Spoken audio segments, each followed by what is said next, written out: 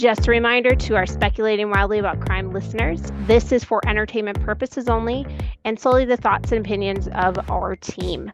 We do invite you to sit back, relax, and enjoy the show.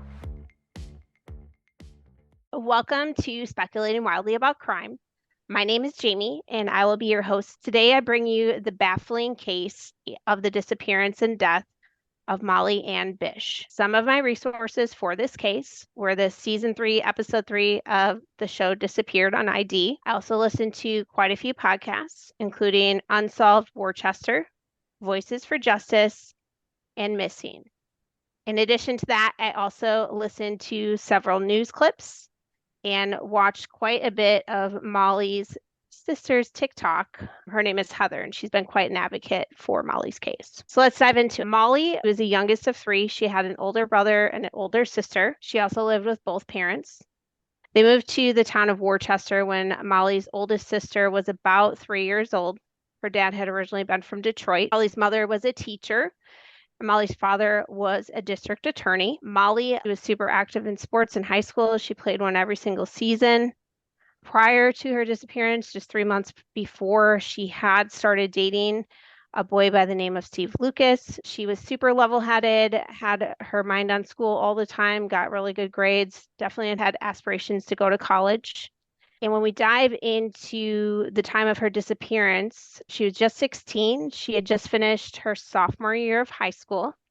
Both of her older siblings had been out of the house at the time. So her brother, I believe, was in college, and then her sister was about 23 years old and had lived just a couple miles away from the family home. So the disappearance of Molly took place on June 27th in the year 2000 in Warren, Massachusetts.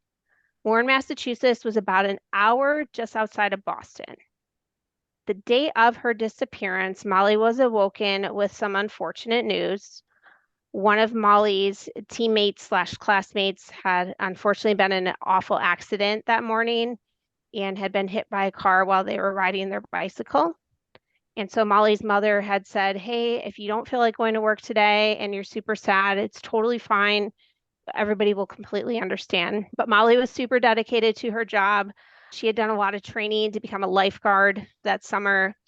And this was actually only going to be her 8th shift of the year.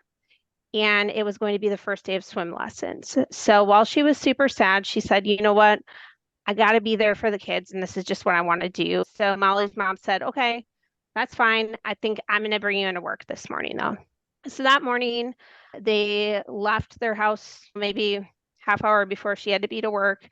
They wanted to stop at the gas station beforehand so Molly could get some snacks and get a water or whatever. So Molly and her mother are seen on surveillance camera at the gas station at about 9:50 that morning. Then a couple of minutes later, they went to the police station at about 9:57. And this was part of Molly's normal routine when she was going to work each morning because she had to pick up a 2-way radio. So remember, we're back in the year 2000. Cell phones were definitely around, but they weren't anything like what we have today. And because this pond that she worked at, Cummins Pond, was in a very desolate, remote area, a 2-way radio was the best way to have communication with somebody should something happen, especially if you had it going directly to the police department. They arrived to the pond right around 10 o'clock that morning. They said their normal goodbyes. I love you. Have a great day.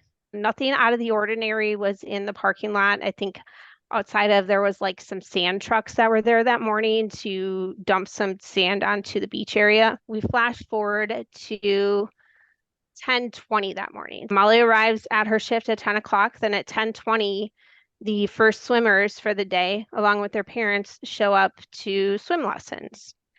And they realize that there's no lifeguard on duty. But one of the parents does notice that there are some things scattered around the lifeguard posts, and I'm going to put posts in quotations. If you look at pictures of Cummins Pond today, there's like this big, nice lifeguard chair, but at the time they didn't really have that. Molly only had a beach chair or a camping chair that she would sit on. So the parent at 10:20, when they showed up with the kids, noticed that there were some shoes next to the chair. There was a lifeguard whistle. There was a 2-way radio, her backpack with her lunch, and then there was also a first aid kit and the first aid kit was pretty large. It was almost like maybe the size of a child's suitcase, but the first aid kit was left open, and that was all they saw. So the parent thought nothing of it, and she's like, whatever, we got to do these swim lessons. So one of the parents started to assume being the lifeguard for that morning. She eventually two-way radioed in and said, hey, there's no lifeguard on duty here. So that eventually got to Molly's boss. And he said, oh my gosh, I don't know where she is. Something must have happened. So he got to the park at around 11:15 that morning. And when he got there, he initially thought Molly probably left to go be with friends, whether it was to go be with her boyfriend, or maybe she was really upset about this friend that got hit by a car, or maybe some of her friends came and got her. But as time went on, he's okay, she's not answering anything. I haven't heard from anybody. Maybe something is going on with her, so let me just call the police. So at 11:45 that morning, her boss called the police and they were notified that Molly had not shown up or wasn't at her post that morning. 30 minutes later, the police showed up to the pond area, and the police too came upon the scene and said, I'm sure she went with her boyfriend. I'm sure she went with her friends. And this might be a good spot to put this in now, but Molly's sister had even heard one of the police officers while they were on the scene say, I'm sure she's tripping somewhere in the woods. The police just came in with a sense of this is a teenager that is doing whatever fuck a teenager wants to do. They let some time pass, and then at about 1 o'clock, they finally called Molly's mother and said, hey, Molly hasn't been at her shift since 10:20 this morning. We noticed at 10:20 that she's not there. Boss shows up at 11:15.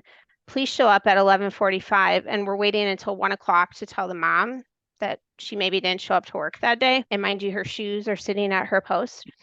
So the mom immediately says, there's absolutely something wrong. And panic started to set in for her. Molly's mom had said, this is super unlike Molly. She's super responsible. So again, the police are like, she's distraught about this. No, she went to her boyfriend. And then it went into, she must have drowned. So now the fire department comes out, more people come out to search. And so they're searching basically the pond area. And at this point now, Molly's brother and sister had shown up at the pond. Molly's boyfriend showed up at the pond. And one of the saddest images I had of this was Molly's brother was so distraught that he went headfirst into the pond and said, if anybody can find her, I'll find her. And they had to like pull him out. And it was a super emotional thing. Of course, as all this is going on, the family's sitting on the sidelines, and at one point, Molly's sister sees her shoes and they're like talking amongst themselves. And they're like, Molly would never leave without her shoes. Like, this is just absurd. And so they finally, after they had done all these searches in the pond and they exhausted those efforts, finally got police to say, hey, maybe something else is going on. They then expanded the search to not only the pond, but to the woods area. They printed flyers, they put them all over. They had search parties, they put out infrared, all these different avenues. And the only thing that really maybe came up was during these searches, they noticed that there was like a paved path that went to a cemetery, and they thought that was weird. But as all this was going on, eventually Molly's mom said, you know what? Something really weird happened 2 days ago. The day before Molly went missing, Molly's mom dropped her off at work that day. And when they pulled into the parking lot, there was a man sitting in a white car in the parking lot. It was the only other car in the parking lot. And Molly's mom just thought it was super weird, but she was like, okay, I'm just going to keep my eyes on that, let Molly go to her post. And then the man was still sitting there. So Molly's mom was like, you know what? I'm going to go down and talk to Molly about this. So she went and she's, is that normal? What's up with this guy? And Molly's, whatever. He's a fisherman. People fish here all the time, Mom. It's totally fine. And Mama Maggie was like, I still don't get good vibes. So when she went back up, the car was still there. So she gave him like the kind of, I'm a teacher, go fuck yourself type of stare. And he stared right back at her, kind of staring into her soul. And so she sat there and like fumbled around in her car until he finally drove away. So Maggie brought this up to the police, and they're like, okay, maybe this is something that we need to look into. They brought her in to do a police sketch. And then they also launched a huge search for this individual based on the police sketch and then the description of the car. So they put that out to all the local news stations. And then a ton of tips came in that said, we did see a creepy man in a white car around the area that morning. We did see a creepy guy around the cemetery in a white car that morning. And they kept following down all these leads and nothing would come up. So the police went even further. They launched an investigation and said, okay, it's a small town. Let's see all the white cars in this area. So they pulled up a search and there was 125 white cars in the area and they searched all those cars. Nothing came up. So now they finally decide that maybe this is a crime scene. So at this point, it's impossible. Like beachgoers, first responders, everybody's in and out of the scene. No way that they could come across anything. However, they did come across one set of fingerprints, which was her boss. His name was Ed Fett, if I remember correctly. He stated, hey, yeah, I did rummage around the first aid kit that morning. I did use her radio to send the message out to authorities when she wasn't found. And basically, the police are like, that's probably why his fingerprints were there. He worked there. We chalk it up to nothing. So Molly's boss had been at the hardware store earlier that morning, and two things. One had ran into Molly's brother, who he knew because Molly's brother had worked at the pond for many years. Didn't say anything about Molly, didn't really say anything about, oh yeah, she's supposed to be working today. None of that came up in conversation. Number two is later on that day, when police asked about his whereabouts, he had stated that Molly's brother was working at the pond that morning, which was really weird because he definitely was not working there at all. Another odd thing that came up with him being at the hardware store, it was later stated that he went to the hardware store that day and had bought rope and duct tape. So just throwing that out there. It could be something, it could be nothing. What time was that? I didn't find anything that gave it a timestamp. However, police used him running into the brother at the hardware store at this time as his alibi. So it had to have been sometime between 9 a.m. and 11:15 when he showed up at the park. So he had no idea anything was going on with Molly. At the hardware store, assumingly not. So he wouldn't have a reason to have told her brother. Yes. However, there are some reports that conflict that say maybe he should have known. But then as I dug deeper into it, I'm like, if that was his alibi, then he wouldn't have known, right? So I think that's right. And how did the boss get there again? So somebody found the radio and called the police station using the radio. And Or then they did the got two-way radio, and maybe he was the first one that got the message because I think he was always on it because he was like the head of the park area. Maybe he okay. was the first one that got the message and didn't think that it was something that authorities needed to be there at the moment. So he went there first, type of thing. Remind me, put a pin in it for now, but if I don't bring this up, there are some disturbing things that came up about Molly's boss later on in life. Obviously, the investigation is still going on at this time. So then they started to look into Molly's boyfriend as a suspect. He did have this mysterious cut on his face the day after Molly's disappearance, actually, and he had the cut on his lip, his eyebrow ring was missing. And he said, oh, I ran into a door. But his friend said that they kept hearing from Steven, which was her boyfriend, that he had a cold sore. So the police obviously investigated him pretty hard, pretty thoroughly. They also thought it was super weird that he wasn't part of any initial search parties for Molly, and eventually that lead came up dead. Probably also largely in part because Molly's family really didn't believe that he was the one that did it. In fact, the day that Molly went missing, Molly's sister Heather went and grabbed Steve and said, let's go to the pond together. So if they really thought Molly was in any danger from her boyfriend, I don't think they would have grabbed him to come down and go look for her. I know everybody thought it was weird that he didn't join in the search party, but when I was doing a lot of research on this case, I found that he came from a troubled family. Like his dad was selling drugs out of the house. There's a lot of domestic violence going on in the house, and so he probably just didn't want to pull a lot of attention to himself and his family and his dad. So maybe that's why if the police are involved, I'm just not going to be there type of thing. Also, And if he was 16, the same age, right. that's so much for him to deal with and have happen that Yeah. it's like you almost can't fault him for how he reacted to that. And people react to everything differently. Some people don't like to visit people in the hospital, so they'll never go to the hospital, even when they should. Yeah, so there could have been a million things going on in his head. Police did bring her boyfriend in for a polygraph, and he passed with flying colors. Again, I know the polygraphs mean nothing in court, but he did pass. Stephen, unfortunately, did pass in a car crash in 2008, so he is no longer alive and cannot be part of this investigation, unfortunately.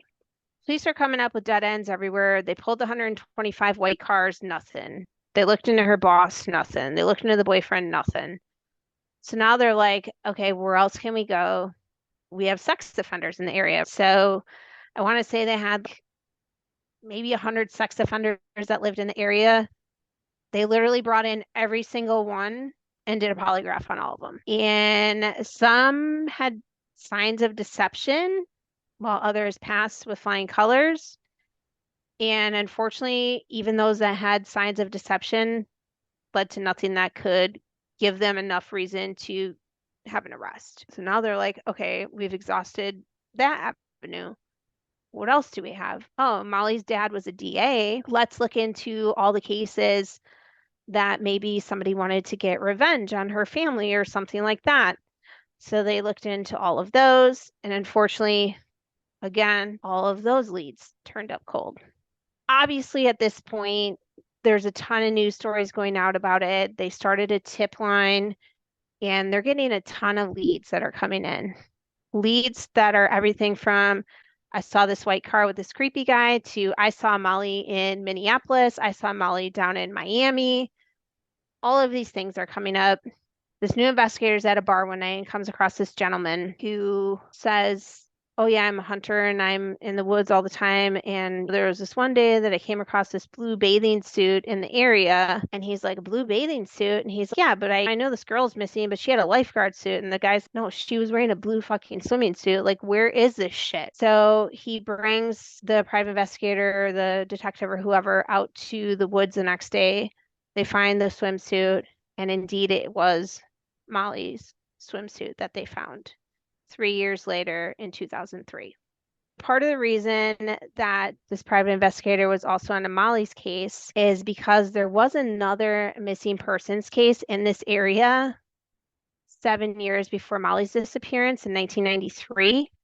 And it was a young girl by the name of Holly Perian. She was, I believe, 10 years old when she disappeared.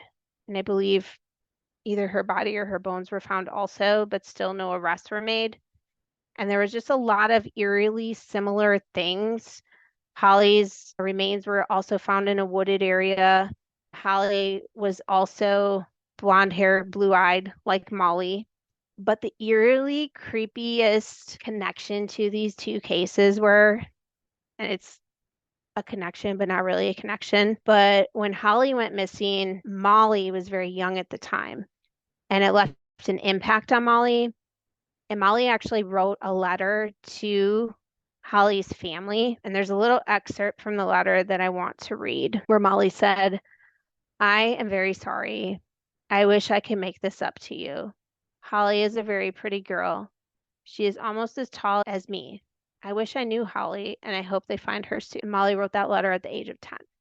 Again, Holly's case is partially why this new investigator's out here and he's talking about Molly. So we go back to the swimsuit. They go out, they do the search, they find the swimsuit, they do DNA testing, comes back, it's Molly's swimsuit. And this was found in an area that was 5 miles from the pond and less than 2 miles from Molly's house. It was in this very secluded, wooded area that was really only used for hunting. To know the area, you almost would have had to been an avid hunter or know somebody who's an avid hunter. So they came across this evidence and they said, okay, now we need to do a huge search in this area. They hired somebody to set up a grid by grid search in a 500-acre area. This was the largest search that Massachusetts had ever done up until this point. And 3 weeks after starting this search, there was one human bone that was found. When they found this bone, they sent it in to do DNA testing. The DNA testing took about 6 days, and in this 6 days, they found another 25 bones. At the final time of recovery, they had 26 total bones, and 6 days after the first bone was discovered, it did come back and it was confirmed that it belonged to Molly. So now we talk about some suspects that the police are looking into. So the first suspect that they came across was an individual by the name of Rodney Stanger. In 2008, police had clues that led to him as a suspect. He, at the time, had been convicted of murdering his girlfriend in Marion County, Florida. And I know you're thinking that's a really long way from Massachusetts. A couple things. Number one, Rodney had a striking resemblance to the composite sketch that was done. Number two, there was some speculation that there was some talk to Rodney's girlfriend before she died that he was involved in Molly's case and he was the one who killed her. And he had moved away from Massachusetts just a year after Molly's disappearance. His family also had a white car that he would have access to, and he was known to be an avid fisherman and hunter in the area where Molly went missing. I want to stop here to show you all some images so we can see what we're working with. So this first picture here is the original sketch that the police had done. And Molly's mother wasn't super happy with it. And so they actually paid $10,000 to have this sketch done by the same person that did the sketch for the Unabomber. So this is a sketch that they ended up moving forward with when they're looking at potential suspects. When we And this look is the drawing from the description of the person that was in the car, correct? correct. Yep. Okay. Yep. So this is a drawing from what the mother had found in the car. So Rodney Stanger was the first suspect that they came up with. So I want to show you a side by side of these two. So the mustache and the mouth area looks semi-similar. The eyes for sure. The eyes, yep, absolutely. I think the ears a little bit. I think the sketch, his face is a little fuller than Rodney's face. But how many years later are we talking? So Molly disappeared in 2000, and this Rodney was arrested in 2008 for his girlfriend's murder. So sure. Oh, he had a rough 8 years. That's true. Also, it's hard because when you're looking at Rodney, it's like head on, and the sketch it's True. tilted too, so Yeah. it's hard to see the chin and like the jawline Yeah. situation. Yeah, but I definitely see the eyes. Mm-hmm.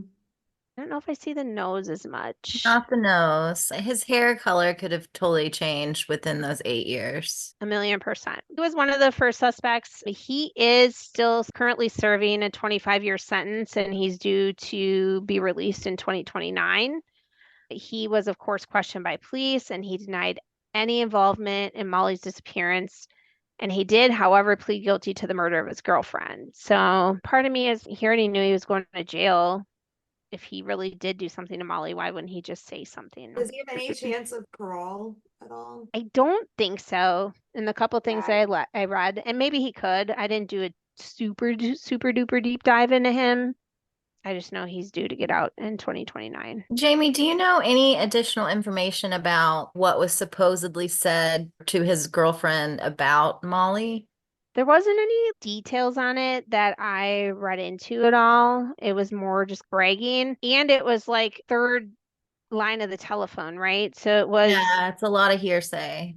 correct because it was one of his girlfriend's friends that came forward because at this point the girlfriend was already dead. He was already in jail. And so could there be some truth to it? Could she be trying to get a 15 minutes of fame? I wonder, had he already been named in question for Molly when she came forward, or was this what started it? That could be a game changer. Yeah, and so I tried to look into that quite a bit. There's three different suspects that they had looked at after they ruled out the boyfriend and the boss. And so I tried to cross-reference all three of them with you remember, they questioned all the sexual offenders in the area, and they also brought in everybody who had a white car. I tried to cross-reference all of those, and nothing came up. It was impossible. And so when I tried to do Reddit dives down to this, because I was like, clearly somebody did more research than I did, and they said we still couldn't come up with anything, but we have to believe that one, if not all three of these, were probably involved in either the white car search or the sexual offender search. But it gives me like that Joseph D'Angelo feel where I think he was questioned in the initial thing and he was cleared. So there's an 8-year difference between this mugshot and the sketch. From what I could tell, yeah, because he was convicted in 2008 of murdering his girlfriend, and then the sketch was done in the year 2000, maybe 2001 at the most. It was somebody her mom saw a day or two before she went missing, right? The day before she went missing. Even if she got a good look at him, that's still remembering. The sketch wouldn't be exact, is what I'm getting at. Yeah, and she did get a really good look at him, but to your point, when she hired this sketch artist that they paid $10,000 for, it was months, if not a year after Molly went missing. So it was definitely coming from quite a bit of memory. Jamie, Yeah. can do a split screen to show his mugshot against the original sketch? Mm. The nose is way more accurate Yeah, but here. the eyes are a lot different here. But the ears and the nose and the mouth are pretty spot on. Comparing these two, I could definitely see it.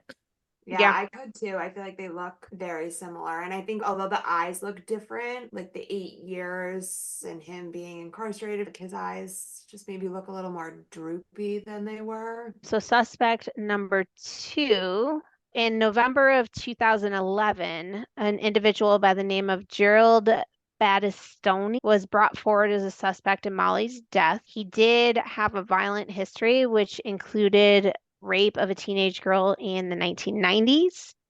He was also a confidential informant for the Eastern Hampton County Narcotic Task Force. And once he was identified as a suspect, he had attempted to die by suicide. So he again was linked to the case because of his violent past and because he had been in the area where the body was found, and he also resembles the sketch. So this is Gerald, who was the second suspect that they came up with in 2011. So again, these are the two police sketches, and then this is the mug shot of Gerald here. Definitely the hairline to me Mm-hmm. is very similar, but not a lot else for me. Maybe the ears, because they're like connected to his face. And again, maybe it's happenstance, but he tried to die by suicide once he found out he was a suspect in Molly's case. I think he looks a lot like the first sketch. Even though the lips are shaped different, but I Right. still see some similarities in the mouth and the eyes and even the hair. Yeah, it's very interesting that the hair is so different between the police sketch and the one that's done later. I feel like the hairline's slightly different, just the hair in general looks different. Remember, Molly's mother had said this second sketch here much more resembled than this first sketch. I always think, though, how accurate could you be if you had to describe somebody, even somebody you know quite well, if they said, all right, what's the shape of their ear? Yeah. I can't even make my own emoji or Bitmoji look like myself. How am I supposed to describe somebody else? I think sketches are always a good starting point, but like the lie detector, they're not foolproof either. Mhm. Yeah. And this guy, I can't tell exactly if it's stubble or if it's like acne scars. But Like it- around his cheeks here. That looks like acne scars It to looks me. like scars to me, and that would be one of, if not the first thing I report, For sure. more Yeah. than like the shape of his nose or ears. I would notice that first. I also Yeah, feel it's like off. the mom would have had to have directly said that he looked Hispanic. She did. I guess I should also note, Gerald later died in November of 2014 of an unrelated illness. So he also, like Molly's boyfriend, is unfortunately no longer with us. Again, the case is open and they're constantly searching for leads. So the police got a huge break in the case. They identified a new suspect. His name was Frank Sumner, and he was brought forward as a person of interest in 2021. In 2023, he was officially named a suspect, and there was a statement released from police that said, and I quote, "We have made several significant advancements in this case, including evidence that has led to a person of interest. We will continue to follow the evidence." Now, Frank is a registered sex offender with over 20 charges. There's not a ton that's released on all these cases. All that we know is that he was in the area around the time that Molly went missing. He had been convicted in 1982 of sexual assault or rape, and he did serve time in prison until 1998. And I want to stop here really quick just to show you all Frank in comparison to the sketches. This is Frank Sumner. I can't remember what year this was, but this was a mugshot that they had of him. And then this is against two of the high quality pictures that they had done. And then again, here's the original police sketch and the high quality one. Now he's got the slicked back hair look. I'd be interested to know, like, the time frame of the mugshot and then like how old he was during that time. Because the dark hair and all that. I believe this was later in life because I do want to show you there was an older image. Look at this. This was Frank way back in the day. And again, it's a bad picture, but can you see how much fuller his face was and how younger he looked Yeah. versus now when he's older? I think both sketches look like him. Yeah, I feel like you can pick out parts of the police sketch and the one that the family had. I feel like the shape of the face in all three, right? Like the actual picture of him and both sketches is all very similar. Also, like his hairline, right? Like how big his forehead is very similar in all three. When you look at the first sketch, it's almost like the hair was meant to be slicked back, but it's like when they were describing, they said his hair was slicked back that looked a little windblown. He's at the pond or whatever. He drove there, maybe had the window down. There's a few pieces that are scattered versus a slick back, which would be like this mugshot here. Yeah. That's true. The only thing that I'm having issue with this picture, and it might just be the angle of the mugshot, is the nose. Because I feel like in his mugshot photo, like the nostrils are way more prominent than Yep. either the police sketch or the one that the mother said was more accurate. Like his nose looks more like downturned than in the mugshot, but I can't tell if like his head is tilted back slightly in the mugshot photo, but I feel like that's the only part that looks very different for me. Yeah, I agree. The three suspects, they all look eerily similar to these sketches that were done, right? A couple more things on Frank and just the DNA evidence in general. So they do have some DNA evidence that can be tested. They don't have a ton, so they're being very selective with it. But when they came upon whatever they came upon, and they're being very secretive, but they thought it was big enough to do testing on him. Now, what I do need to say is Frank unfortunately died in his home in 2016. So they could not test his DNA. However, they were able to test his son's DNA. And I'm sorry if I didn't say this earlier and I should have, but they did find some DNA either on her swimsuit or in the original crime scene that was unidentified. And so that's what they're trying to come up with. And so they tested Frank's son's DNA against this, and it did originally come up as not to be a match. However, they still have further tests that they can run, and Frank is still to this day their number one suspect. That leads us to where we are today. So the case is definitely still open. One thing I wanted to do before speculation, do you all want to see what the pond looked like and what would have been going on around this area? Yes. Molly's sister, Heather, is a huge advocate for this case, and she did a TikTok video that I'm going to share with you and basically said, I want to show you what Molly's last day on Earth kind of looked like. And this will give you an idea of the pond and the area that she was in. I'm going to take you through the day that Molly disappeared. Here is where Molly's body was found. 26 of her bones were found off of Whiskey Hill Road. She was dragged up this hill, which seems impossible for a car to park and not be noticed. So, was there another way in? We think through the cemetery where Molly was buried. Here's a trail that leads to the cemetery from Cummins Pond. As you'll soon be able to see, you can access this trail from the cemetery in Warren, Massachusetts, St. Paul's Cemetery. You'll be able to see in a second how this person could see Molly from behind. There's the beach at Cummins Pond, so that's where Molly would have been sitting in her beach chair, getting ready for the swimming lessons that day. This is Molly's perspective, so this is down at the beach, so it is a bit of an incline for Molly to be running up that without her shoes on. Seems crazy. Here is the beach area at the pond. It's a beautiful spot.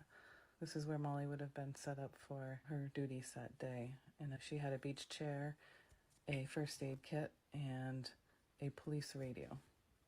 This is the pathway up to the beach area from the parking lot.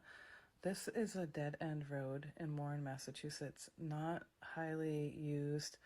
It's town land. The water department operates out of there. So it's a pretty secure area. And again, it's known, but it's not a highly frequented area. From the parking lot, you can see you have to cross this bridge in order to get over to the beach side. There's a little waterway here, and oftentimes you'll see people fishing here. Molly's last sentiments to my mom were, "Don't worry, Mom, it's just fishermen." You can see there's some access to hiking trails. It's a beautiful area, and this is a panoramic view of just showing from the parking lot and the area where Molly would be walking to her lifeguard position on the beach at Cummins Pond. And we are back to the bridge. And like I said, you can see you have to cross the bridge to get to the beach area. It's a little bit of a rural area, so there's lots of woods. The whole pond is surrounded by woods and trails. But you can access lots of trails. That's the access point to one of those trails. And here we are looking at the beach on the other side of the bridge. So this would be where Molly would be going towards her area that she would set up to look over everyone. It was going to be the first day of swimming lessons the day Molly disappeared, so she was particularly cognizant of her responsibilities at that time. And here we are at the beach area again. It's not a large area. You can see that there is a lifeguard chair there now. Molly did not have that. And we are in the parking lot. This is where my mom saw the man in the white car the day before Molly went missing. Again, you can see this is a dead-end road and ends with this beautiful pond area. I would love to open it up to questions and then some speculation. Was Molly the only person on duty at this place? Yes. That Yep. seems a little. Was 2000, right? It was advanced enough where we knew some stuff, but not so crazy that we were that helicopter mentality. I think we still had people working in the gas station by themselves. Multiple people worked everywhere by themselves. Now, ever since this, if there are lifeguards on duty at this particular area, there's always two. I don't think I would want my child getting dropped off at this place where there was just one teenager running the whole show. It just seems. So that came up a lot, but remember her brother lifeguarded here for, I want to say 3 years, right? And nothing ever happened to him. The family felt safe, right? It was one of those communities, and I hate saying it, but everybody left their doors open. Everybody trusted everybody. Everybody knew everybody. So nothing bad was ever going to happen, right? I'm with Janelle, though. I don't know if that's where I would send my little kids to be to swim, but swimming lessons. Like, how are you supposed to watch I don't know how swimming lessons worked at this place, but how are you supposed to have swimming lessons going on over here and then gin pop over here? I don't think that's too out of the norm for like a smaller town to just have one lifeguard working. But if there were swimming lessons going on, wouldn't there also be like a swim instructor that was doing It the was, I guess, supposed to be her. So that's interesting. Of she's a lifeguard but also a swim instructor. So it's like a dual kind of So, but job. maybe they had a sign or something that said during swimming lesson time, swim at your own risk or something. I was thinking about that of whether this is like a beach or the pond is open for swimming when there's not a lifeguard there. Obviously, even if it says like closed when there's not a lifeguard, people still will go there. But I did see in that video from her sister that there was a sign on the fence that said swim at your own risk. Yeah, and it wasn't an area that, like, if you were a tourist in the area, you'd happen upon it. It would be like you lived in this area and you knew where this was. It was off the beaten path. But I'm assuming a lot of families went there. So even if the lifeguard is busy with swimming lessons, like a mom and her two kids could be there on. And that's probably why there wasn't like a huge alarm bell that went off the day that the swim lessons did happen. And they're like, oh, the lifeguard's not here, whatever. Maybe we do this anyways, type of thing. It takes a tragedy for there to be a reason to try to prevent future tragedies. But unfortunately, it takes that kind of thing to happen before there are 2+ lifeguards and procedures. It's like anything else in life. You don't know that it's a risk until something happens, right? Use a stupid example of the McDonald's hot coffee. We didn't know that we had to put a label on it until somebody had third-degree burns. And this is an extreme case. We didn't know we had to have 2 lifeguards here until somebody was murdered.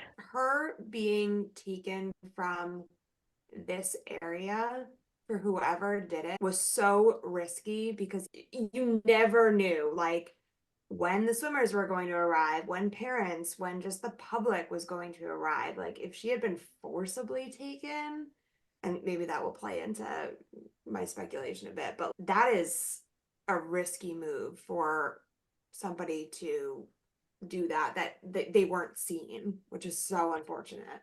So there's a 20-minute window only from when she saw her mom to when the first swimmers arrived, number one.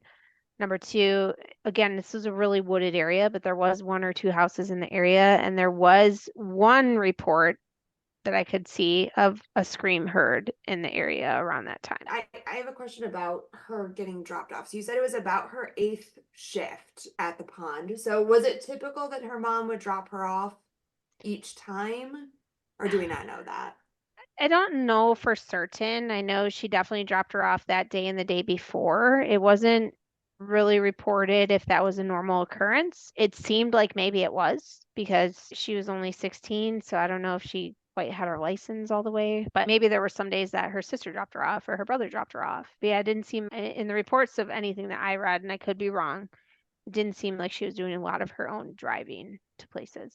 Yeah, I think that makes sense for her age. Yeah, and there could have been like a shared car situation, even if she had her license kind of thing. I don't know, this one got me. But other questions before you all get into some speculation. Can you remind me again? So there's a Rodney, a Gerald, and a Frank. Rodney was the one where his girlfriend's friend said he may have something to do with it, right? And he killed the girlfriend. Yep. Okay. And then what was Gerald's? Gerald Why was did- an informant for a narcotics agent, and then he was convicted of a rape in the 90s. So in 2011, when he was identified as a suspect, he attempted to die by suicide. He Okay. was unsuccessful. He later died in 2014 from an unrelated illness. Frank is the one that is still the active and number one suspect. That's the one where they had said, we made several significant advancements in the case, including evidence that has led us to a person of interest. We'll go into speculations, and then I'm going to close it out with some nice things about Molly and bring us home. But Carolina, what's your speculation? Ooh, I've taken a lot of notes, so bear with me. I'm going to try to make sense of all of this. I think that there are really like 3 main suspects. I discount the boyfriend as being a suspect. I know the police also discounted him, so I'm going to rule him out I mean, as the police quickly did. So all of the suspects, Rodney, Gerald, and Frank, all were in the area. So each one of these individuals would have had access to come into contact with Molly. So I think that's the first step, that we can place them in that specific area. Molly lived in this area for her whole life. I assume she grew up going to this pond if her brother was a lifeguard there.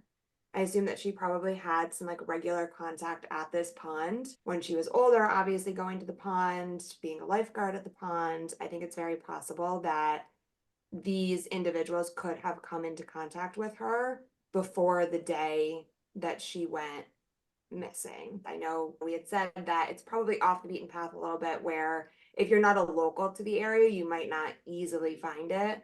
But it seems like at least all three of these suspects were local to the area. In the video from her sister, it showed that there was like that wooded area too behind where the lifeguard station was. I think somebody could easily be in that area watching Molly without her knowing. I'm going to caveat this with the fact that the police have said that they believe Frank is the main suspect in this. And I think that they're saying that advancements and all of that in the case really think that it's him. They're being very tight-lipped about that. It's hard to know what they have on him that's leading them to name him as the top suspect, because what we have and what we know right now, I feel like the best suspect is Rodney, just due to his access of being in the area. He moved from the area right after Molly's disappearance. That's very interesting, unless there's another like life factor that we could point to that he moved for, we got a new job or something like that. He's also a fisherman and a hunter, which the area that Molly's body was found in was seemingly an area where it was only used by hunters. So that would give him access and knowledge of that location. Also, I think it's very interesting that Molly told her mom not to worry about the individual that was like in the car, and just said, oh, don't worry, like, he's a fisherman. It sounded like she almost knew that. Maybe she's come into contact with this person before. And if that's the case, Molly being taken from this area, which I said earlier, I think is pretty risky for the offender, due to the fact that people could be arriving at any moment. There's a parking lot that could have cars coming in or anything like that. If she knew the person, or at least had some level of familiarity with them, maybe she would have walked away to a certain extent willingly if they used like a ruse or something like that. I think it's interesting that the first aid kit was found opened, because to me that signifies that she was in there accessing it for some reason. So I'm wondering whether whoever did it, and I feel like Rodney is like the best suspect at this point just from what we know, came up to her. Nobody's there yet for the swimming lessons. It's just her. Her mom is left. They watched her mom leave. They go up to her and say, oh, hey, like my friend, my daughter, my partner, anything is hurt over here. Can you help me? You have some first aid equipment.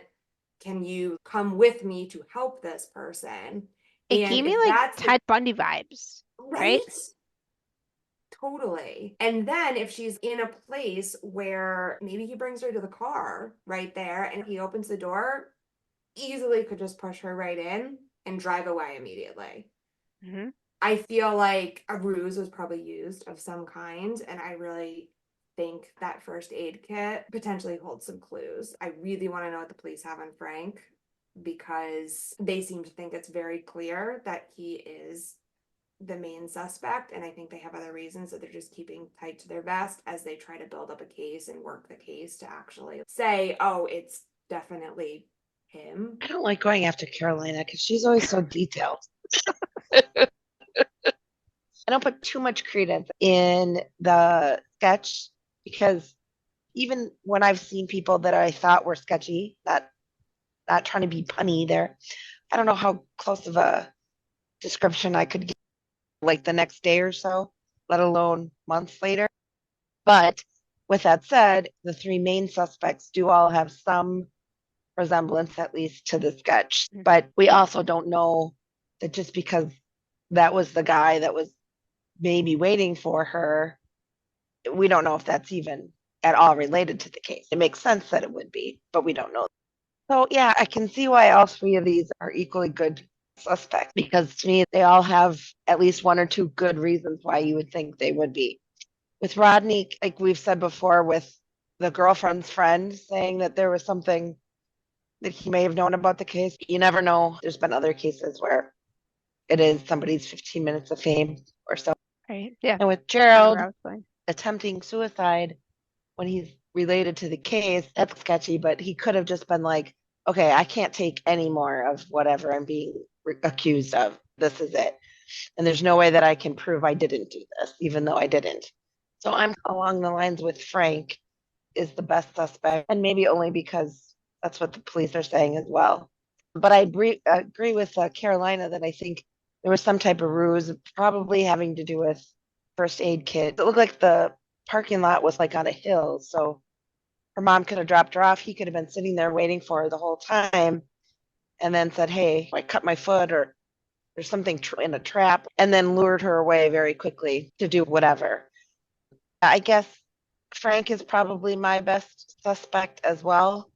But again, we wouldn't be surprised if any of the three were the actual cause of her death. I have no good answers, just a whole lot more questions. All right. Janelle.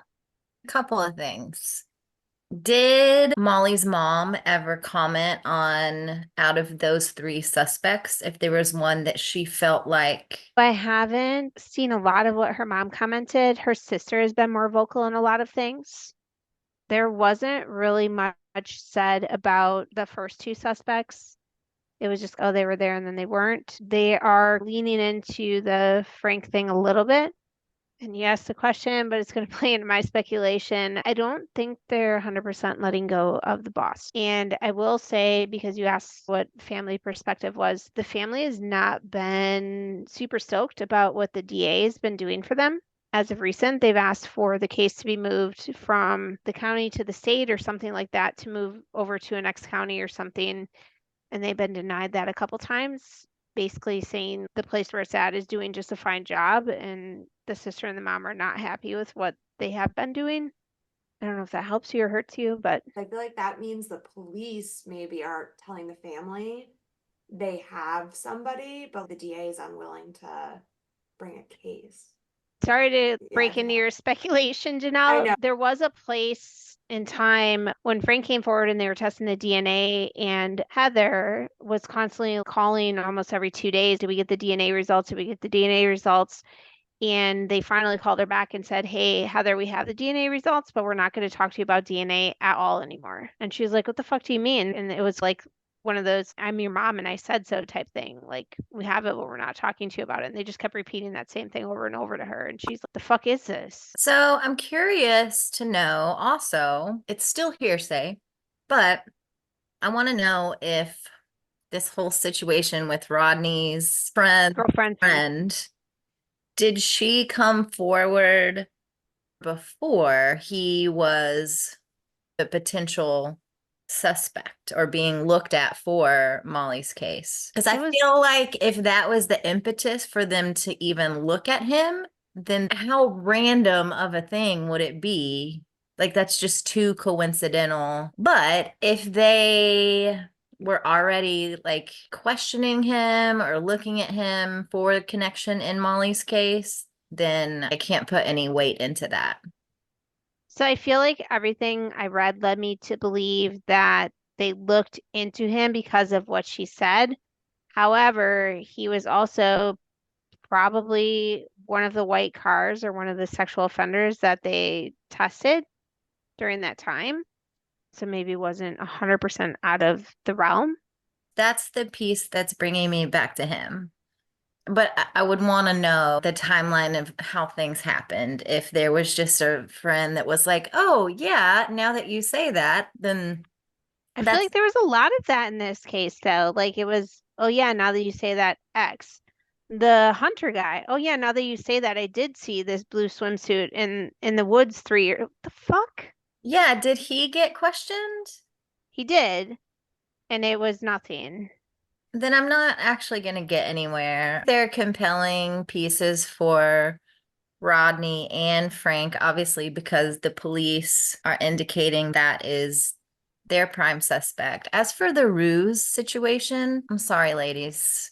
I don't think it was a ruse because you would put your shoes on. I don't know though. You Like, would would be you? like, oh my goodness, yes, let me go help you and put your shoes on. I think maybe he was staking this situation out. Obviously, we know from the day before, if that was the actual perpetrator, he knew what time she would get there and he knew approximately like when people would start showing up. And so he knew that he only had a small window. So I don't think it was a ruse. I think it was a weapon of some sort. Come with me now. Otherwise, if it was I need your help, I don't know. Okay. One, you would take the first aid kit with you. You would put on your fucking shoes.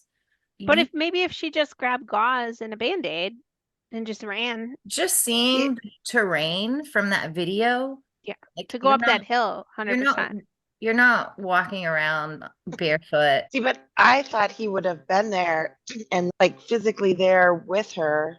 Oh, like on the and- sand and Yeah. brought her up. Yeah, and then he attacked her, knocked her out, whatever, and drug her up. So she opened up the first aid kit, maybe turned her back on him, and who knows? Because, okay, so Heather did that hike up that hill in her bare feet, and she said it was hard, but not undoable. But it's not something that you would do. Like, she did it because she was trying to prove a point. Like, consciously, yes. If it was Molly, like, she would have put her shoes on, I'm sure. That's what launched the whole police investigation is Molly and Steven actually came to the scene and said, why are her shoes tucked so neatly under this lifeguard stand? Molly never goes anywhere without her fucking shoes. This is weird. See, okay, that's what I was just wondering about. Is she somebody that would rather be barefoot all the time? Nope. So when I go up to the lake, I don't wear my shoes and I walk on gravel, like rocks. I hate shoes. Like I would just not think that would not even be a thought in my mind. Like I'm at the beach, I'm not wearing shoes. I don't even know you. I'm with Carolina. I would have gotten up to the top of that hill and been like, oh shit, my feet are all cut up. Oh, I guess I didn't put my shoes on. I'm thinking also if she takes her shoes off when she gets there to get ready for her lifeguard duties. If it's somebody that's coming in, oh my God, like I need help. Can you help me? Like she's 16, maybe she's not like thinking about all those things. I still think you would take even if you didn't put your shoes on, why would you not take the first aid kit with you? Remember, it was the size of a child's suitcase. Heather was saying it was so big that she used it as like a foot stand when she was sitting on her chair. There's some reason why they are hanging on to Frank. So there's got to be something there. Yeah, I'm with you. David. I'm going to ride off of everyone's coattails. Rodney, I don't love it. And that's all I'm going to say with that one. Gerald, people want to say, oh, you attempted suicide. That is a sign of guilt. But that's not always the case. Right. So I don't love that. I do have questions about Frank. I think you said there was 20 plus people he had sexually offended.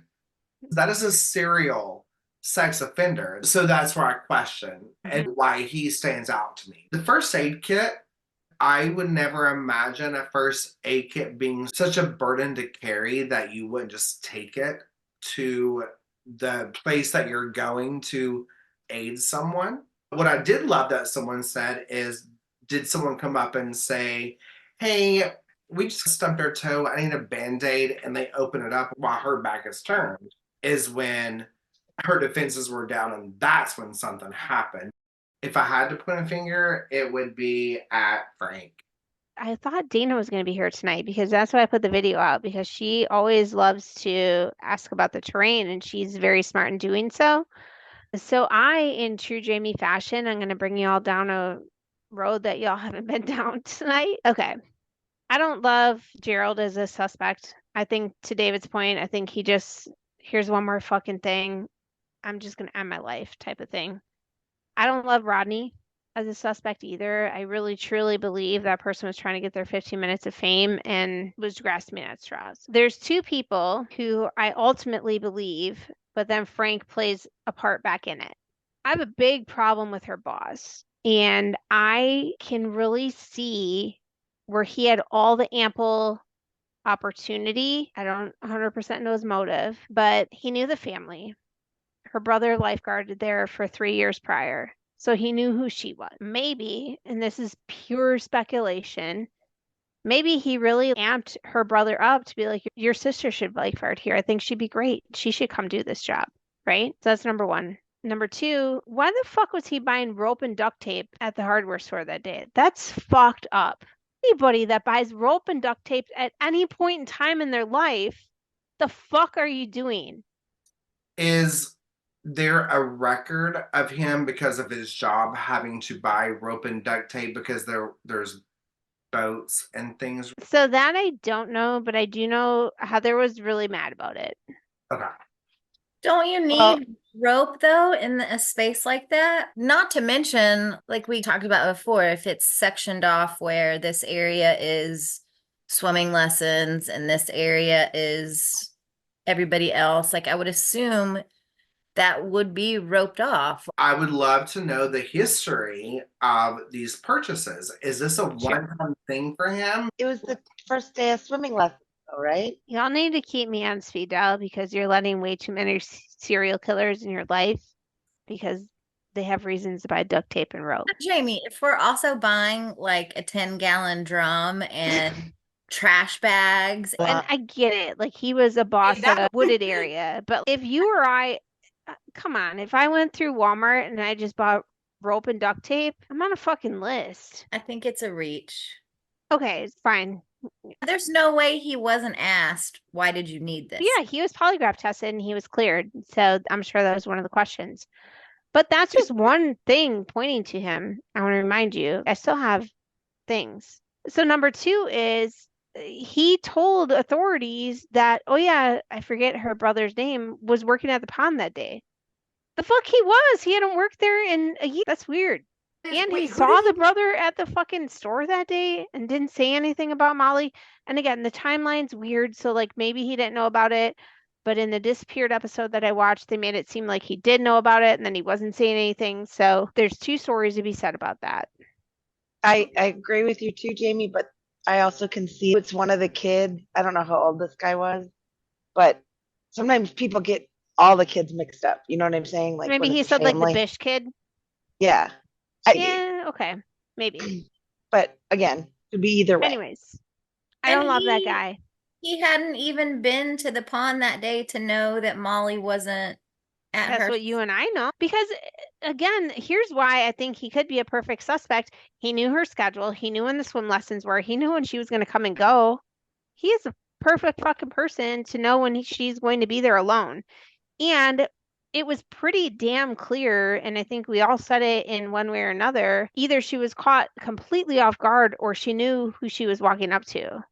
Okay, those things I will give you, because did you say she was 20 minutes early before the park or things actually opened? No, 20 minutes is correct.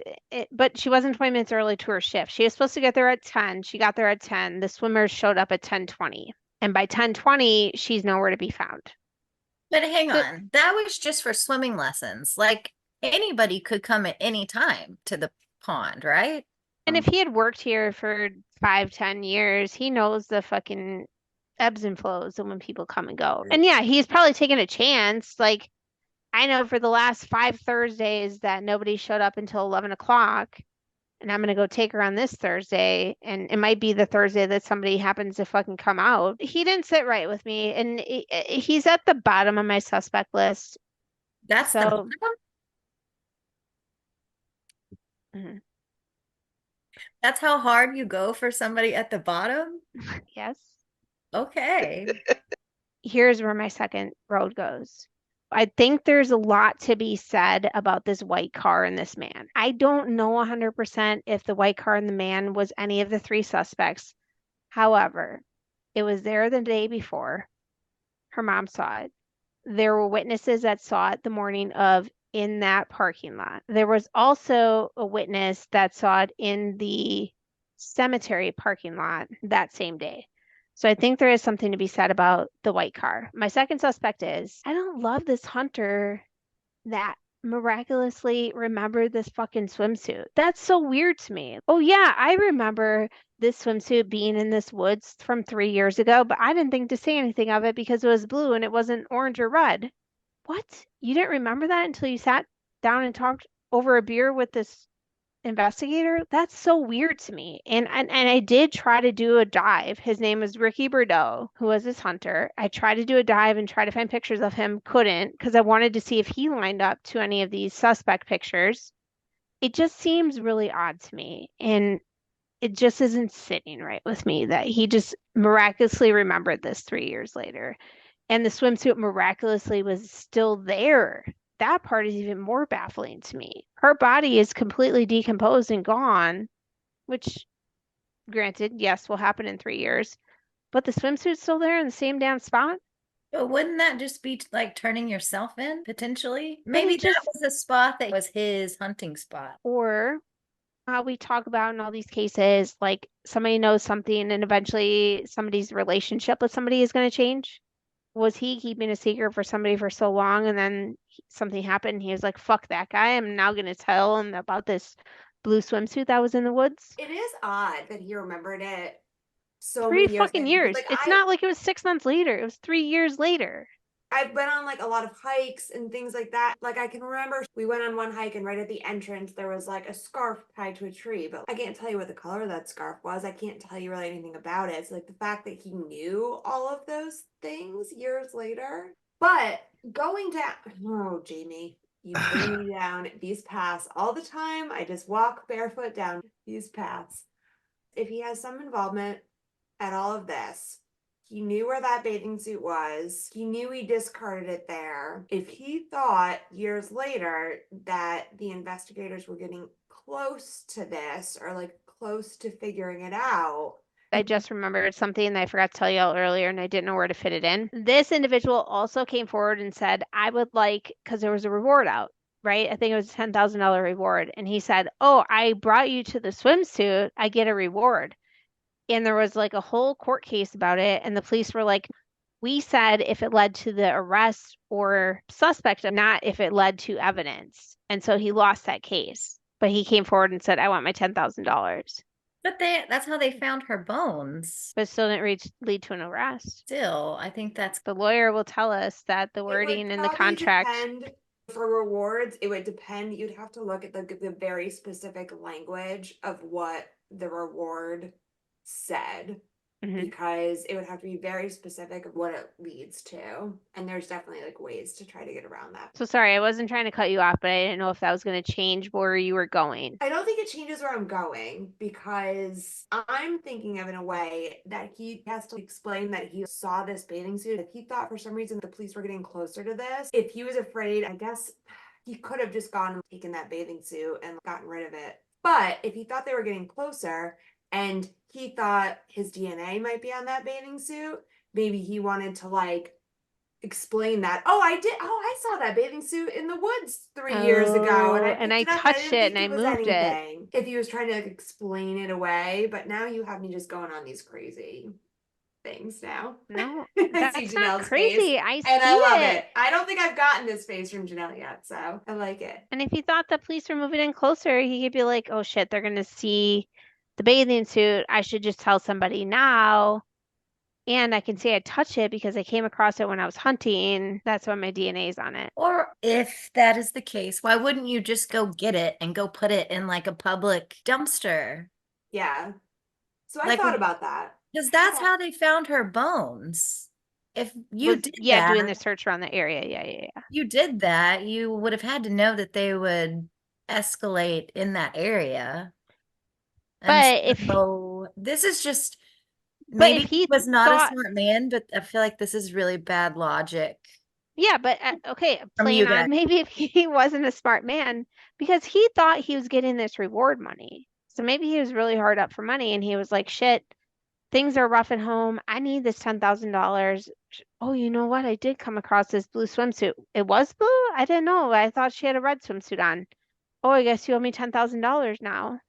Because that was a real thing. There was like a whole fucking lawsuit about it. I am deep diving in that lawsuit tonight. So if we need just a separate episode about that, let me know. So that was number two. That was weird to me. But then I ultimately go back to Frank, although the boss is really still my number one suspect. But I go back to Frank only because the police said they have concrete evidence, right? And so I deep dove into a lot of different things, and somebody said something to me that really stuck. And it was, if you have evidence, did he have a trophy in his home? Did he have something of hers in his house that lead them to this? And that's the only thing that makes me tie it to that, because what the fuck else would be evidence, right? I would think if that was the case, though, they would have to involve the family to get a confirmation of some sort. Was this hers? And the fact that they're icing the family out, that's Yeah, that's weird to me too. So the two podcasts that I listened to, both of those were interviews that they did with Heather. And she talked a little bit about this. And so it could be that she's covering up her icing out, but like she was the one who said in her own words, and that's where I came up with that, where they said, we're not going to share DNA evidence with you anymore, Heather. And it could be like maybe they are just putting up this big front of the police are hiding stuff. And so I got to hide stuff too. But she's also been such a big advocate in the community. And she's a huge advocate. And this is one of the things I was going to get into at the end. But for familial DNA to be allowed as evidence, and for people to put their DNA into the CODIS system too, because that is going to help them get to the bottom of who killed Molly. The other two things I wanted to make note of, not only does Heather have a big thing about this familial DNA, but one good, I'll put it into quotes, thing that came out of this is the family started the Molly Bish Foundation, and their original reason for starting this foundation was to make it easier to find missing children. So when Molly went missing, one thing that they learned is I think it was 1 in 6 kids are found if they have a clear headshot. They didn't have really a clear headshot of Molly when she went missing. And so part of the thing that they started with this Molly Bish Foundation is that every child under 5 should have a clear headshot, and that should continue on with your life. Another interesting fact about the Molly Bish case, their family reached to every extremity that they could. Molly Bish was the last child to be featured on a milk carton. And the other thing that the Molly Bish Foundation did was, and it's crazy to me that this wasn't even a thing, but the Amber Alert was not in effect in Massachusetts at the time that Molly Bish went missing. And so Maggie put a big push forward, and now an Amber Alert is a thing in that area. The other cool thing that is still up and coming is Heather did write a book. It is not released quite yet, and I don't even know the title of it yet, but it's around missing victims and things like that. She also partnered with Holly Perion's family, who is the other missing child in here, and then actually Jacob Wetterling's family, and they wrote like a siblings victims type memoir thing. And it gives a perspective of living a life after your sibling goes missing and or is murdered. And I wanted to put that out there if anybody's struggling with that or knows somebody struggling with that. Heather and her mother Maggie are currently recording a podcast. Hasn't officially been released yet, but it's going to be called 26 Bones. And that's going to be released very soon, where they're going to really do a deep dive into Molly's case, because they feel like they are really just this close to finding out who did it. Whether the person is dead or not, this family deserves justice. And it truly is a case of somebody knows something. Eventually, a relationship is going to turn, and a secret that you were keeping for 10 or 15 years, you're going to now want to say because you're not having a relationship with that person anymore. Hopefully, we will find out here soon and bring to justice somebody for Molly's murder. But lastly, I'll bring this to you. This is still an open investigation. So if you have any tips, there's still an active tip line that is open, and you can call any of those tips into 508-453-7575. And of course, our hearts And thoughts go out to the Bish family, and we hope you nothing but justice in the case of Molly. And hopefully we brought some light to your case. And unfortunately, until justice is brought to this case, all we can do is speculate wildly. Thank you for taking the time to listen to our show today. We ask you to please subscribe to us on YouTube, Apple, Spotify, or anywhere else that you find your favorite podcasts, just so you don't miss out on any of our episodes. You can also find us on Facebook, Twitter, Instagram, and TikTok at SWACPod, SWACPOD, or you can contact us via email for questions, comments, or case ideas. Our email address is swacpod@gmail.com. That's SWACPOD@gmail.com. Thanks so much for speculating wildly with us tonight.